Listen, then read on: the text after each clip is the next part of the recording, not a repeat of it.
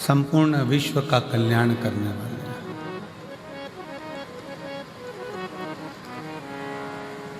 बस देवाधिदेव महादेव को पहचान के नेत्र की जरूरत। एक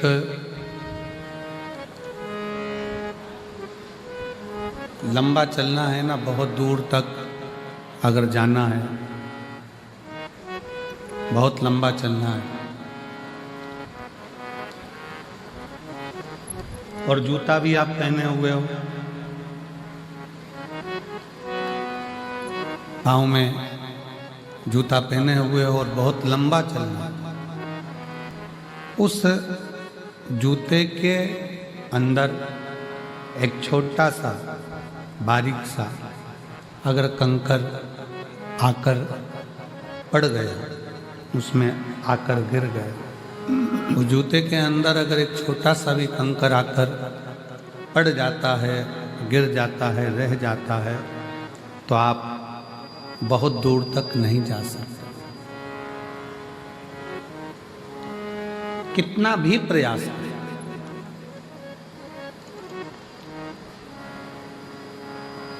बहुत लंबा चलना है तो कंकर को जूते में से निकाल कर बाहर फेंकना पड़ेगा। उसी तरह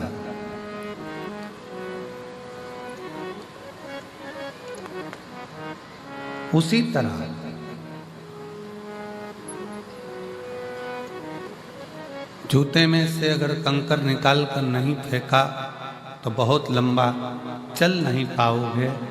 जिंदगी भी ऐसी ही है, मन में से अगर अहंकार निकाल कर नहीं फेंका तो मंजिल तक नहीं पहुंच पाओगे, मंजिल तक नहीं पहुंच पाओगे। जूते में से कंकर का निकालना जरूरी है और मन से अहंकार का निकालना जरूरी है। शिव जी ने कामदेव को क्यों भस्म करा? भगवान शंकर को ऐसी क्या पड़ गई थी जो कामदेव को भस्म करना पड़ा? मेरे शंकर भगवान कामदेव को भस्म नहीं करते, पर कामदेव के अंदर अहंकार इतना आ गया था कि भगवान शंकर को कामदेव को भस्म करना ही पड़ा। अहंकार में तीन गए, धन, वैभव और वंश। ना मानो तो देख लो रावण, कौरव और कंस, ये तीनों अहंकार में चले जाते हैं। इन तीनों का वंश पूरा अभिमत्ता में मिट जाता है, पूरा अभिमत्ता। शिव को अभिमत्ता प्रिय नहीं। शंकर भगवान को तुम्हारा अहम, तुम्हारा अहंकार प्रिय नहीं।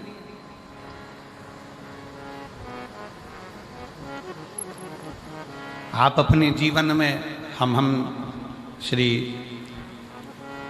अमरजीत सिंह जी मेहता जी को इस चीज के लिए धन्यवाद देंगे कि उनसे जब भी बात करो, चाहे फ़ोन पर बात हो, आशीष जी कराएं, चाहे सामने कभी मिलते हैं, बात होती है, तो हम उनसे कहते हैं कि बाबा की ऐसी कृपा हुई कि भटिंडा में ये दूसरी बार कथा हुई।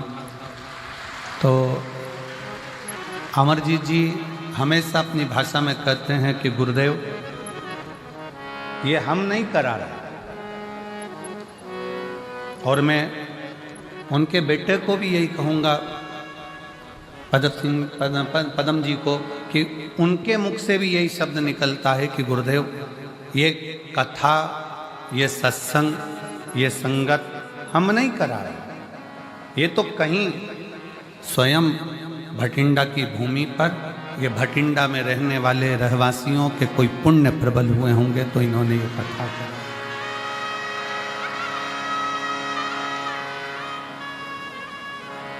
ये किसी साधारण व्यक्ति के बस का विषय है ही नहीं शिव पुराण।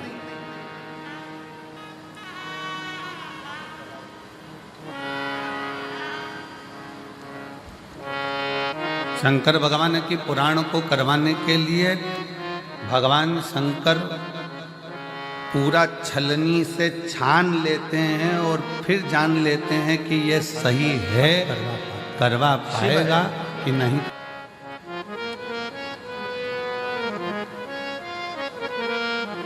वो गढ़दानी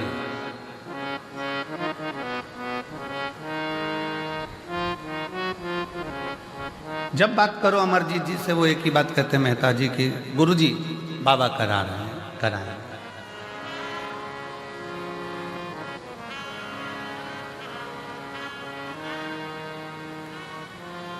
वाहे गुरु जी का खालसा, वाहे गुरु जी की फतेह।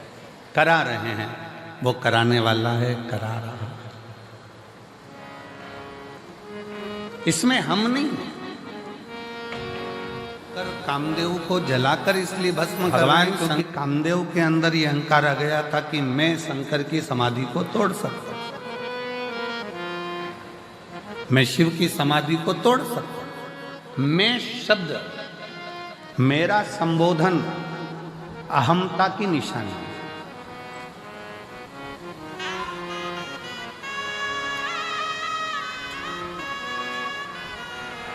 जिस दिन आपके अंदर, कल कथा में कहा था कि जिस दिन आपके अंदर ये आ जाएगा कि मैं दुकान कर रहा हूँ, मैं मकान कर रहा हूँ, मैं गाड़ी चला रहा हूँ, मैं घर चला रहा हूँ, मैं परिवार चला रहा हूँ, मैं रिश्ते निभा रहा हूँ, समझ लेना कि उस दिन अब तुम्हारा थोड़ा थोड़ा डाउन होना। अपनी भाषा में कह दिया कि मैं शिव की समाधि को तोड़ सकता हूं, मैं शंकर भगवान की समाधि को तोड़ सकता हूं।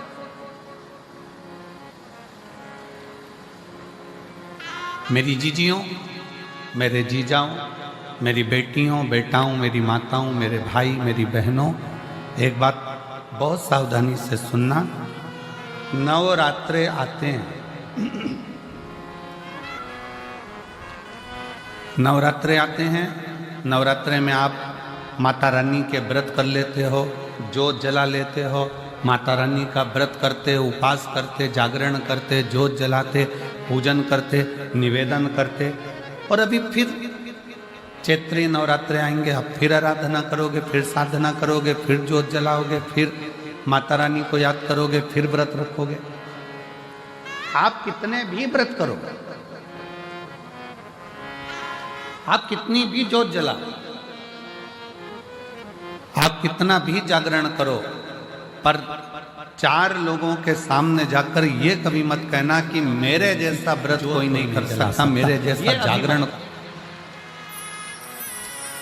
आपके मुख से तो शब्द निकलना चाहिए, आपके मुंह से तो, आपके मुख से तो वाणी निकलना चाहिए कि वो माँ अम्बा, जगदम्बा, दुर्गा भवानी, माँ वैष्णव रानी, माँ जगत जननी, माँ नैना, माँ मनसा, माँ कांगड़ा, माँ चिंतपूर्णी, माँ ज्वाला, उसकी जैसी इच्छा होती है वैसा व्रत करा लेती है, और उसकी जैसी इच्छा होती है वैसा जागरण करा लेती है, और उसकी जैसी इच्छा होती है वैसी जोत जला लेती है।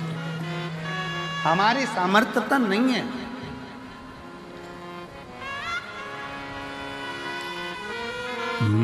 मेरा आपकी कृपा से सब काम हो रहा है, मेरा आपकी कृपा से सब काम हो रहा है।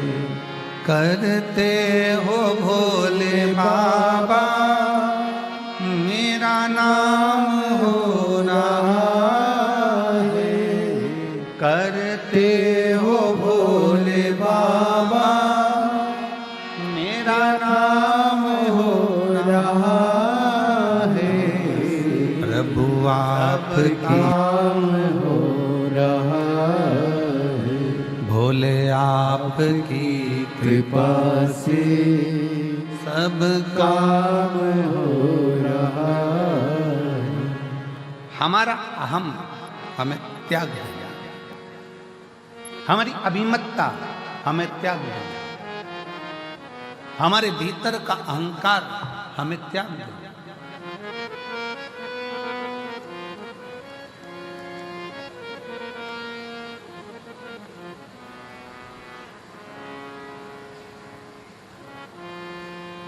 कितना सुंदर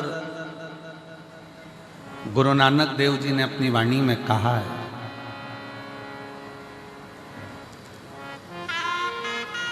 कि जब संगत आवे, जिस समय पर दरवाजे पर कोई संत, कोई साधु, कोई सन्यासी, कोई तपस्वी, कोई साधक, कोई उपासक, कोई भक्त, कोई दीन, कोई दुखी तुम्हारे दरवाजे पर आवे, गुरु नानक देव जी अपनी वाणी में कहते हैं कि उस रब की सेवा से बड़ी सेवा होती है किसी गरीब को, भूखे को भोजन कराने की सेवा।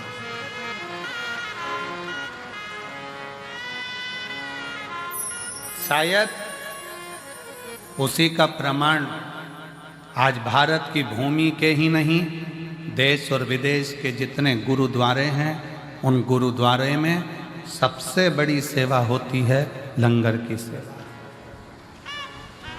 सबसे बड़ी सेवा है लंगर की सेवा। इसलिए शायद भारत की भूमि के ही नहीं, देश और विदेश के सारे गुरुद्वारों में जब लंगर चखने के लिए लोग जाते हैं, लंगर सेवा में लोग जाते हैं, तब ये मानकर सेवा करते हैं कि हम किसी दूसरे की सेवा नहीं कर रहे, हम हमारे रब की सेवा कर रहे हैं, हम हमारे शिव की सेवा कर रहे हैं, हम हमारे भगवान की सेवा कर रहे हैं,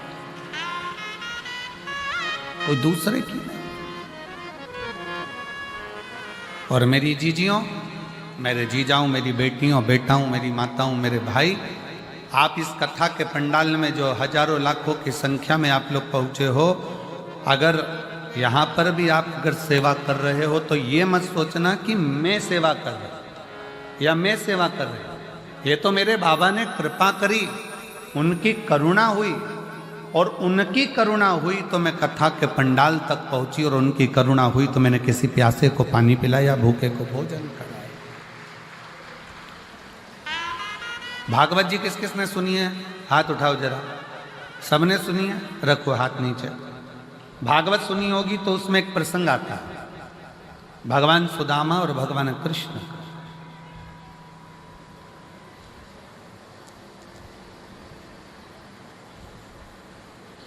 सुदामा जी की धर्म पत्नी सुदामा जी से रोज कहती है कि तुम कृष्ण के दरवाजे जाओ, तुम भगवान कृष्ण के द्वार पहुंचो। प्रतिदिन रोज हर बार कहती है कि कृष्ण के दरवाजे जाओ। पर सुदामा जी भगवान कृष्ण के दरवाजे जाते हैं क्या रोज? रोज कहती है सुशीला, सुदामा जी की धर्म पत्नी रोज कहती है, तो भी सुदामा जी भगवान कृष्ण के दरवाजे नहीं जाते। जाते फिर कहा बहुत दुख का जीवन चल रहा था सुदामा जी का, बहुत तकलीफ की जिंदगी चल रही थी, बार बार कहा गया, पर सुदामा जी भगवान कृष्ण के दरवाजे नहीं जा। सुशीला ने सुदामा जी की पत्नी ने कहा कि तुम रुको, मैं पड़ोसी के घर से कुछ लेकर आती हूँ। पड़ोसी के घर से तंदूल मांग कर लाई, पल्लू में बांध कर सुदामा जी को दिया। सुदामा जी ने वो तंदूल, वो चावल अपने बाजू में दबाया और दबाकर लेकर चले गए। ध्यान देना, सुदामा जी के पल्लू में पुण्यमय तंदूल आया तो सुदामा द्वारकाधीश के पास पहुंचे। शिव महापुराण की कथा कहती है, जब हमारी जिंदगी में कोई पुण्य हमारे पल्ले में आता है तब जाकर हम शिव महापुराण की कथा तक पहुंच पाते हैं। यहां पर कई मेरी भटिंडा की जीजियां बैठी हुई हैं जिनके मन में बहुत दिन से मन में उमंग आ रहा था, भटिंडा में कथा होना चाहिए, पंजाब में कथा होना चाहिए। महाराज जी हरियाणा तक तो आते हैं, थोड़ी सी बाउंड्री पार करके यहां नहीं आ सकते? हमारे पंजाब में भी कथा होना चाहिए, हमारे पंजाब में भी कथा होना चाहिए। कितना कितना कोई पुण्य पल्ले में आया, पुण्य पल्ले में आया। हम पिछली बार जब कथा कर कर यहाँ से गए भटिंडा पंजाब से, तो हमने श्रीमती बबीता मेहता जी से, अमर सिंह जी की धर्मपत्नी जी से एक बात यहाँ से जाते समय हमने कहा माता जी कहीं कोई पुण्य, भाभी जी आपके मायके के, ससुराल के और आपकी 71 पीढ़ी के कोई पुण्य प्रबल हुए होंगे जो भटिंडा में आपने ये शिव महापुराण की कथा करवा ली। कोई पुण्य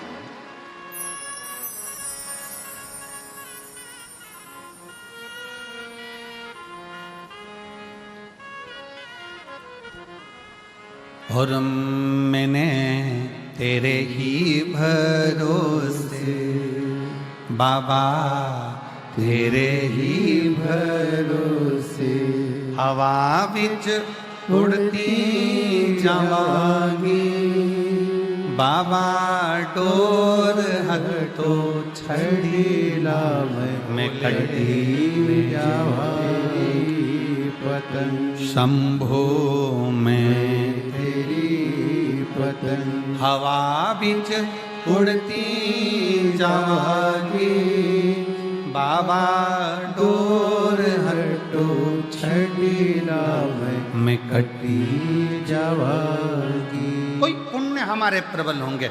सुदामा जी के पल्लू में जो तंदूल पड़ोसन के घर का आया, चावल पड़ोसन के घर का आया, वो तंदूल जो सुदामा जी लेकर गए, पड़ोसन के घर का पुण्य सुदामा जी के पल्लू में आ गया और वो पुण्य इतना प्रबल था कि उस पुण्य के बल पर सुदामा जी द्वारकाधीश के सामने जाकर, पंजाब का तो नहीं मालूम, पर हमारे मध्य प्रदेश में एक रीति चलती है कि दिवाली के समय पर, होली के समय पर, बैसाखी के समय पर, लोहड़ी के समय पर हमारे उधर ऐसी रीत चलती है कि हमारे घर से मिठाई दूसरे के घर जाती है और दूसरे के घर से मिठाई हमारे घर आती है। अब हमें पंजाब का तो नहीं मालूम, पर हमारे उधर तो ये रीत चलती है। इधर भी चलती है क्या? इधर भी है? अच्छा, फिर तो तुम हमारे जैसे ही हो और हम तुम्हारे जैसे, ठीक है। मतलब हमारे उधर ऐसी रीत है कि त्योहार पर, बैसाखी हो, लोहड़ी हो, दीपावली हो, होली हो, उस समय पर संक्रांति हो, मकर संक्रांति, उस समय पड़ोसी के घर जाती है, रिश्तेदार के जाती है, फिर वहां से भी हमारे यहाँ आती।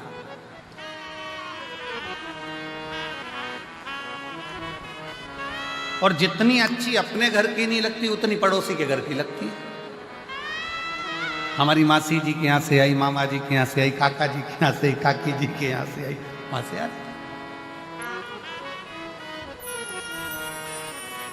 अच्छा, ऐसा प्रसंग नहीं है कि पड़ोसी के घर की ही मिठाई ठीक लगे, अपने घर भी अच्छी बनती है, पर ऐसा लगता है कि वहां से आई है।